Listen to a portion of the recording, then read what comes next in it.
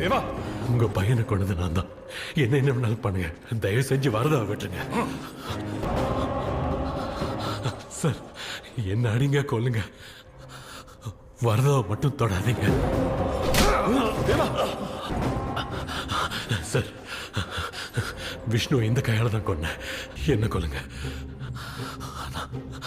வரதாவை மட்டும் தொடாதீங்க ப்ளீஸ். அண்ணா, அவ எதுவும் செய்யல, என்னாலதான் எல்லாம்.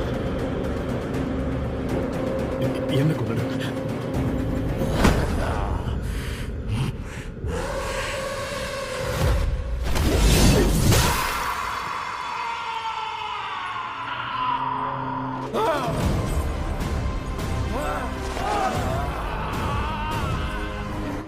தொடக்கூடாதுன்னு சொன்னலடா, உன்னை யாரும் தொடக்கூடாது.